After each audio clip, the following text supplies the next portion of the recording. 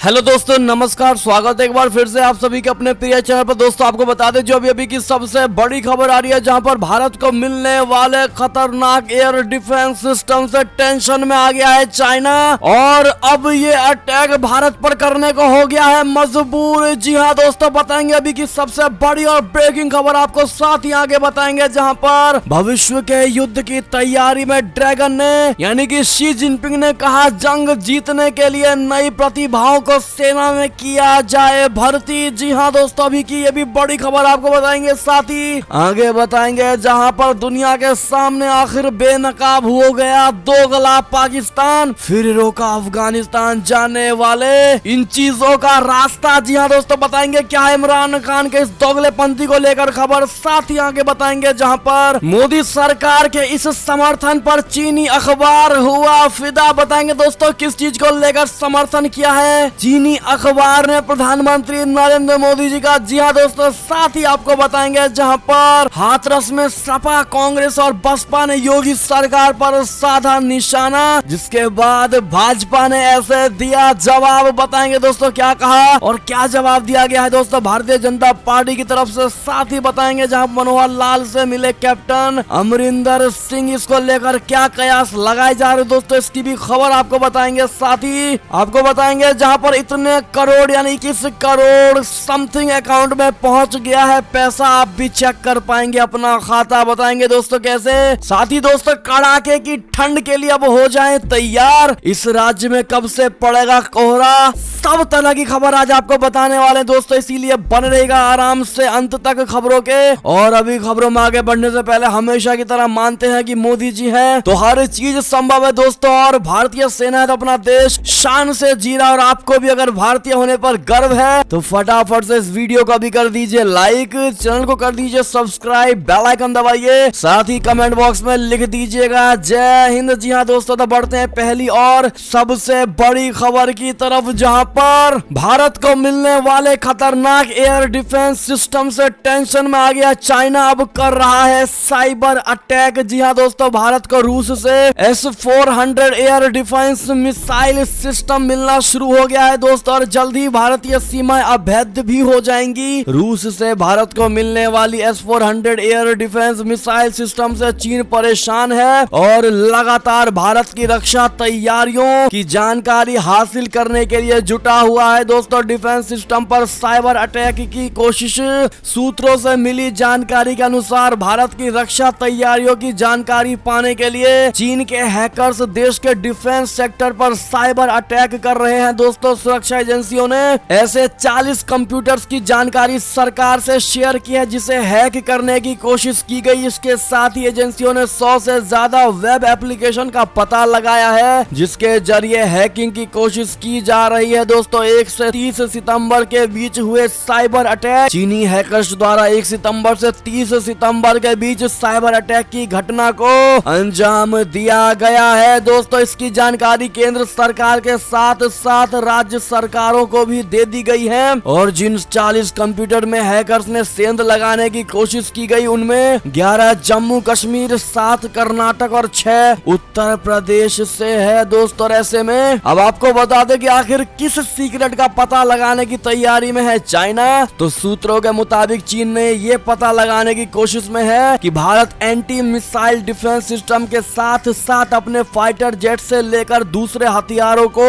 कहां कहां तैनात कर रखा है, और चीन की तरह पाकिस्तान भी साइबर हैकर्स के जरिए भारत की जासूसी कर रहा है दोस्तों। चीन के साइबर हैकर्स डिफेंस सेक्टर के साथ साथ देश के दूसरे क्रिटिकल सेक्टर जैसे power bank, central paramilitary forces और पुलिस डिपार्टमेंट के कंप्यूटर्स को भी हैक करने की कोशिश कर रहे हैं दोस्तों। ऐसे में वो सबकी चैट पढ़ने की भी कोशिश करते हैं हैकिंग के द्वारा। इस पर आपकी क्या राय प्रतिक्रिया होगी दोस्तों। और भारत की सारी सुरक्षाओं में सेंध लगाने की कोशिश में है ये चाइना, क्या जवाब होगा दोस्तों आपका, इस पर बताइएगा जरूर। क्या भारत को भी साइबर अटैक के लिए यानी कि चाइना में साइबर अटैक के लिए एजेंसियां बैठानी चाहिए दोस्तों, आपकी क्या राय विचार होगी इस पर बताइएगा जरूर, क्योंकि जब सेंधमारी का ही ट्रेंड चल रहा है दोस्तों, क्यों ना भारत भी इसमें हाथ अपनाए। आपकी क्या जवाब होगी बताइएगा जरूर। अगली खबर की बात करें जहां भविष्य के युद्ध की तैयारी में ड्रैगन शी जिनपिंग ने कहा जंग जीतने के लिए नई प्रतिभाओं को सेना में किया किया जाए भर्ती। बता दें चीन के राष्ट्रपति शी जिनपिंग ने सेना को तेजी से आधुनिक बनाने पर जोर देना शुरू कर दिया है। दोस्तों उन्होंने सशस्त्र बलों के तेजी से आधुनिकीकरण का समर्थन करने और भविष्य के युद्ध जीतने के लिए नई प्रतिभाओं की भर्ती की जरूरत पर बल दिया है। चीनी राष्ट्रपति का यह बयान ऐसे समय पर आया है दोस्तों जब इस बात की रिपोर्ट सामने आई है कि चीनी सेना ने फ्रंट लाइन पदों के लिए 3 लाख कर्मियों को भर्ती करने के लिए संसाधन दिए हैं। चीनी सेना का नेतृत्व करने वाले जिनपिंग ने कहा कि ये प्रतिभाएं चीनी सशस्त्र बलों के उच्च गुणवत्ता वाले विकास को आगे बढ़ाने, सैन्य प्रतियोगिता में जीत हासिल करने और भविष्य के युद्धों में बढ़त दिलाने की कुंजी है। यानी कि कहीं ना कहीं और अधिक सेनाओं को भर्ती में लाया जाएगा दोस्तों, और कहीं ना कहीं चाइना अपने आप को और स्ट्रॉन्ग बनाने की कोशिश कर रहा है। दोस्तों ऐसे में भारत को क्या कदम उठाने चाहिए, अपनी राय सुझाव जरूर दीजिएगा। अगली खबर की बात करें जहां पर ब्रेकिंग न्यूज आ रही है, जहां दुनिया के सामने बेनकाब हुआ दोगला पाकिस्तान, फिर रोका अफगानिस्तान जाने वाले भारतीय गेहूं का रास्ता। आपको बता दें कि पाकिस्तान ने एक बार फिर अफगानिस्तान को मिलने वाली भारतीय मानवीय सहायता में अड़ंगा लगा दिया है। भारत का कहना है कि उसने 7 अक्टूबर को अफगानिस्तान को मानवीय राहत के रूप में करीब 50,000 मीट्रिक टन गेहूं और दवाओं की पेशकश की थी। अफगानिस्तान तक मानवीय सहायता पहुंचाने के मार्ग को लेकर पाकिस्तान और भारत के बीच विवाद शुरू हो गया था। पाकिस्तान पहले इसके लिए तैयार हो गया था दोस्तों, लेकिन अब उसने कई शर्तें भारत के सामने रख डाली है। अब आपको बता दें एक्सप्रेस ट्रिब्यून की एक रिपोर्ट के अनुसार पाकिस्तानी अधिकारियों ने इस्लामाबाद में भारतीय उच्चायोग को सूचित किया है कि वे सिर्फ यूएन के संरक्षण में संचालित पाकिस्तानी ट्रकों को भारतीय आपूर्ति को अफगानिस्तान ले जाने की अनुमति देंगे। पाकिस्तान ने यह भी प्रस्ताव दिया है कि अफगानिस्तान जाने वाली सप्लाई के परिवहन के लिए शिपमेंट शुल्क भारत की ओर से वहन किया जाना चाहिए, और एक शर्त यह भी है कि भारत सीमा से पहला ट्रक भेजे जाने के बाद पूरे 50,000 मीट्रिक टन गेहूं का परिवहन 30 दिनों के भीतर पूरा किया जाना चाहिए। और पाकिस्तान ने कहा है कि भारत के पंजाब में वाघा बॉर्डर पर ट्रकों पर गेहूं और दूसरी सप्लाई लादी जानी चाहिए। इस्लामाबाद का अनुमान है कि भारतीय गेहूं के परिवहन के लिए लगभग 1200 ट्रकों की ऐसे में जरूरत पड़ेगी। यानी कि दोस्तों कहीं ना कहीं पाकिस्तान ने अपना दिमाग लगाने की कोशिश की है दोस्तों, और दोगलापन दिखाने की कोशिश की है। जी हाँ दोस्तों, उसने ये दोनों मांग रख करके भारत को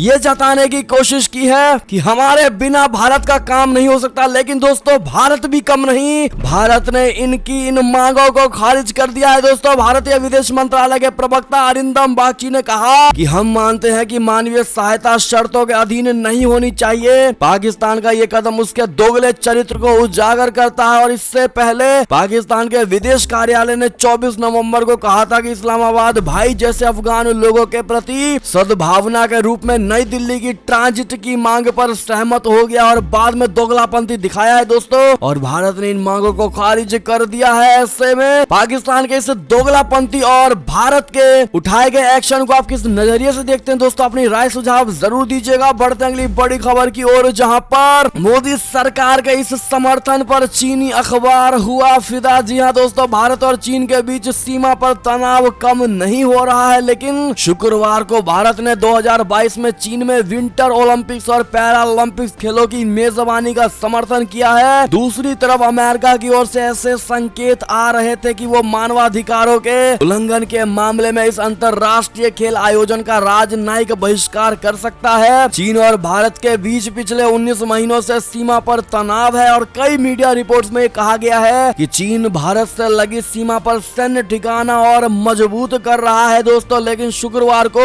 रूस के विदेश मंत्री सरगेई लावरोव और चीन के विदेश मंत्री वांग यी के साथ वर्चुअल बैठक में भारतीय विदेश मंत्री एस जयशंकर ने विंटर ओलंपिक्स और पैरा ओलंपिक्स खेलों के आयोजन में चीन का समर्थन किया। रूस, चीन और भारत के विदेश मंत्रियों की इस बैठक के बाद साझा बयान जारी किया गया, और इस बयान में कहा गया है कि चीन में 2022 में विंटर ओलंपिक्स और पैरा ओलंपिक्स खेलों की मेजबानी के लिए मंत्रियों ने समर्थन किया है। आपको बता दें दोस्तों, चीन अगले साल 4 मार्च से 13 मार्च तक चीन विंटर ओलंपिक्स और पैरा ओलंपिक्स की मेजबानी करने जा रहा है। जी हाँ दोस्तों, हाल ही में अमेरिकी राष्ट्रपति जो बाइडेन ने कहा था कि उनकी सरकार चीन में खेल आयोजनों के राजनयिक बहिष्कार के बारे में विचार कर रही है। जो बाइडेन सरकार अपने खिलाड़ियों को तो चीन भेजेगी, लेकिन अधिकारियों के प्रतिनिधि मंडल नहीं भेजने पर विचार कर रही है। और ये कहा जा रहा है कि इस मामले में अमेरिका से ऑस्ट्रेलिया, कनाडा और जर्मनी भी हाथ मिला सकते हैं। जी हाँ दोस्तों, आपको बता दें कि भारत के इस समर्थन को लेकर चीन की सत्ताधारी कम्युनिस्ट पार्टी का मुखपत्र माने जाने वाला दैनिक ग्लोबल टाइम्स ने अपने लेख में लिखा है कि भारत के समर्थन से पता चलता है कि वो अमेरिका का स्वाभाविक सहयोगी नहीं है। भारत के समर्थन की ग्लोबल टाइम्स ने जमकर तारीफ की है दोस्तों। साथ ही ग्लोबल टाइम्स ने लिखा है कि चीन के साथ कई मसलों पर तनाव के कारण भारत हाल के वर्षों में अमेरिका के करीब हुआ है, और इन सब के बीच भारत ने चीन में विंटर ओलंपिक्स का समर्थन करके सोशल मीडिया यूजर्स और कई देशों को हैरान कर दिया। और ऐसे में कहीं ना कहीं भारत की तारीफ दोस्तों की है चाइना ने, लेकिन साथ में अगर आप दूसरे नजरिए से देखते तो अमेरिका के प्रति भारत को भड़काने की कोशिश की गई है दोस्तों। क्या कहते हैं आप लोग, बताइएगा जरूर। अगर आप भी मानते कहीं ना कहीं ये भी चाइना की चाल ही है अमेरिका और भारत के बीच में दरार पैदा करने की, तो अपनी राय सुझाव भी जरूर दीजिएगा दोस्तों। लेकिन पॉजिटिव वे में ले तो कहीं ना कहीं मोदी सरकार की काफी ज्यादा समर्थन को लेकर बयान व्यक्त किया है चाइना की तरफ से। चलते हैं अगली खबर की ओर, लेकिन जिन भाई और बहनों ने वीडियो को अभी तक लाइक नहीं किया दोस्तों, आपसे रिक्वेस्ट है हमारी मेहनत को सफल करने के लिए एक लाइक जरूर कर दीजिएगा। तो बात करें अगली खबर की, जहां पर भारत, श्रीलंका, मालदीव ने किया दोस्ती का अभ्यास। 15वीं बार मिले तीनों देशों के तट रक्षक। जी हाँ दोस्तों, हिंद महासागर में भारत, श्रीलंका और मालदीव के तट रक्षकों ने मिलकर 2 दिवसीय साझा सामुद्रिक सैन्य अभ्यास दोस्ती को अंजाम दिया, और इसका उद्देश्य महासागर में सुरक्षा को पुख्ता करना व चौकसी बढ़ाना था। भारतीय उच्चायोग ने रविवार को बताया है कि सैन्य ऑपरेशन मिलकर अंजाम देने और तीनों देशों द्वारा एक दूसरे के लिए काम करने की क्षमताओं को भी सुधारा गया है दोस्तों। बता दें, ताजा अभ्यास में भारत की ओर से INS Subhadra offshore patrol vessel और लंबी दूरी के सामुद्रिक निगरानी विमान PATI ने हिस्सा लिया, और श्रीलंका व मालदीव की राष्ट्रीय रक्षा सेनाओं से क्रमशः SLNS समुद्रा और MNDF मैरीटाइम रिकॉनासेंस एयरक्राफ्ट डार्नियर शामिल हुआ। जी हाँ दोस्तों, अगली खबर की बात करें, जहां पर सीमा विवाद को लेकर भूटान पर धौंस जमा रहा है चीन। आखिर भारत के लिए क्यों है ये चिंता की बड़ी बात। बता दे, चीन ने सीमा विवाद को लेकर अपने से कहीं ज्यादा छोटे देश भूटान को धमकाना शुरू कर दिया है दोस्तों। 1984 में भूटान के साथ बातचीत करने के बावजूद चीन अभी तक सीमा विवाद को सुलझाने में विफल रहा है दोस्तों। अब लगभग 4 दशकों बाद चीन ने एक बार फिर भूटान के साथ सीमा वार्ता को तेज करने के लिए एक नए समझौते पर हस्ताक्षर करने के बाद ढोल पीट रहा है दोस्तों। कुछ दिन पहले ही खुलासा हुआ है कि चीन ने भूटान की जमीन पर कम से कम 4 गांवों का निर्माण किया है, और इस इलाके में चीन के बढ़ते इंफ्रास्ट्रक्चर से भारत की चिंता भी बढ़ती जा रही है। जी हाँ दोस्तों, आखिर आपको बता दें, चीन भूटान समझौते से भारत की मुश्किल क्यों बढ़ेगी। दरअसल चीन ने सिलीगुड़ी कॉरिडोर के नजदीक भूटानी जमीन पर सड़कों और सैन्य प्रतिष्ठानों का जाल सा बुन दिया है, और ये चीन का निर्माण सिलीगुड़ी कॉरिडोर के नजदीक है दोस्तों। और इतना ही नहीं, ये इलाका डोकलाम के नजदीक है, जहां 2017 में भारत और चीन के बीच कई महीनों तक सैन्य तनाव बना हुआ था। सिलीगुड़ी कॉरिडोर को ही चिकन नेक के रूप में जाना जाता है। जी हाँ दोस्तों, और ये गलियारा ही शेष यानी बचे हुए भारत को पूर्वोत्तर के राज्यों के साथ जोड़ता है। ऐसे में भारत का टेंशन बढ़ना तो लाजमी है। आपकी क्या इस पर राय सुझाव होगी, बताइएगा जरूर। बात करें अगली खबर की, जहां पर पाकिस्तान की ISI की बड़ी साजिश का पर्दाफाश। हर एनकाउंटर में 10 आम नागरिकों की मौत की प्लानिंग। जी हाँ दोस्तों, OGWS को दिए हैं इसके आदेश। दरअसल लगातार मुंह खाने के बाद भी पाकिस्तान आतंकवाद फैलाने से बाज नहीं आ रहा। सरकार के पास देश चलाने को पैसा नहीं और भारी कर्ज लिया जा रहा है, लेकिन इसी पैसे से आतंकवाद को बढ़ावा देने में कोई कसर भी नहीं छोड़ रहा है। जी हाँ दोस्तों, पाकिस्तान की खस्ता हालत के बीच यहाँ की खुफिया एजेंसी ISI यानी इंटर सर्विसेज इंटेलिजेंस की एक बड़ी साजिश का पर्दाफाश हुआ है दोस्तों, जिससे ये पता चलता है कि पाकिस्तान अब आम नागरिकों को निशाना बनाने की कोशिश में है, और पाकिस्तान में बैठे आतंकवादियों ने कश्मीर में अपने ओवरग्राउंड वर्कर्स को कुछ आदेश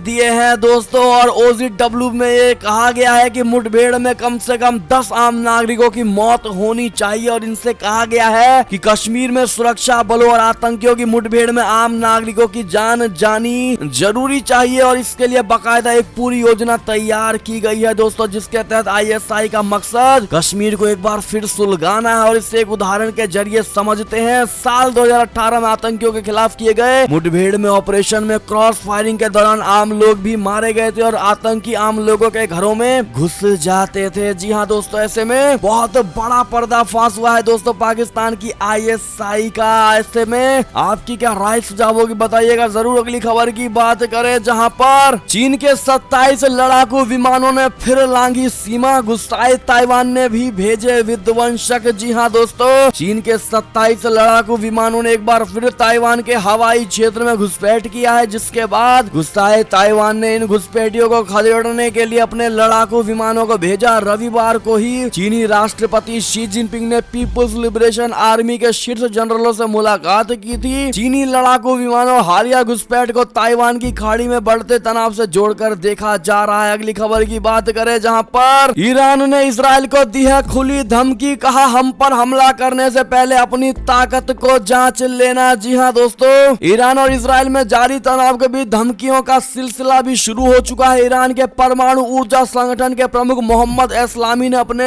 परमाणु केंद्रों पर हमले की धमकी को लेकर इजराइल को खुली चेतावनी दी है। उन्होंने यमनी टेलीविजन नेटवर्क अल मसीरा को दिए इंटरव्यू में कहा है कि इजराइल पहले खुद को आईने में देखे और धमकी देने से पहले अपनी क्षमताओं की जांच कर ले। अगली खबर की बात करें, जहां पर अमेरिका और रूस को लेकर खबर आ रही है, जहां रूस के 27 राजनयिकों को देश छोड़ने का दिया अमेरिका ने आदेश और अब केवल 200 डिप्लोमेट ही वहां बचे हैं। दोस्तों, अमेरिका ने रूस के 27 राजनयिकों को देश छोड़ने का आदेश दिया है। दोस्तों, इस आदेश को दोनों देशों के बिगड़ते संबंधों का एक और संकेत माना जा रहा है। साल 2016 से दोनों देशों के संबंध लगातार बिगड़ रहे हैं। रूस के राजदूत अनातोली एंटानोव ने बताया है कि राजनयिकों को 30 जनवरी तक अपने परिवार के साथ अमेरिका छोड़ना ही होगा। उन्होंने बताया कि रूसी दूतावास पहले ही स्टाफ की कमी से जूझ रहा है। जी हाँ दोस्तों, अगली खबर की बात करें, जहां पर ड्रैगन की तानाशाही का एक और खबर आया, जहां तिब्बतियों की धार्मिक गतिविधियों पर चीन ने रोक लगानी शुरू कर दी है। दोस्तों, तिब्बत के लोगों को पूरी तरह अपना गुलाम बनाए रखने के लिए चीन ने अब यहाँ धार्मिक पाबंदियों को सख्ती से लागू करना शुरू कर दिया है और नई पाबंदियां तिब्बत के अमदो राज्य में लागू हुई हैं। दोस्तों, उसने कम्युनिस्ट पार्टी से जुड़े सभी सदस्यों व काडर के अलावा सरकारी कर्मचारियों और अधिकारियों की धार्मिक गतिविधियों पर रोक लगा दी और साथ में ये भी कहा है कि जो भी सरकारी कर्मचारी या पदाधिकारी ऐसा करता पाया गया तो उसे नौकरी से निकाल दिया जाएगा और यही नहीं, अन्य तिब्बतियों को सरकार से मिलने वाली विभिन्न सुविधाएं और सब्सिडी भी बंद कर दी जाएंगी। जी हाँ दोस्तों, अगली खबर की बात करें, जहां पर तुर्की ने बांटी पैगंबर मोहम्मद की तस्वीर वाली किताबें, जिसके बाद पूरे सीरिया में हो गया बवाल। तुर्की के शिक्षा मंत्रालय ने उत्तरी सीरिया में कुछ किताबें वितरित कराई तो बवाल मच गया। दरअसल इन धार्मिक पाठ्य पुस्तकों को लेकर कहा जा रहा है कि इसमें पैगंबर मोहम्मद का चित्रण किया गया है। जी हाँ दोस्तों, अगली खबर की बात करें, जहां पर ओमिक्रॉन वेरिएंट को लेकर बड़ी खबर, जहां कनाडा में पहला मामला सामने आया है। दोस्तों, नाइजीरिया की यात्रा करने वाले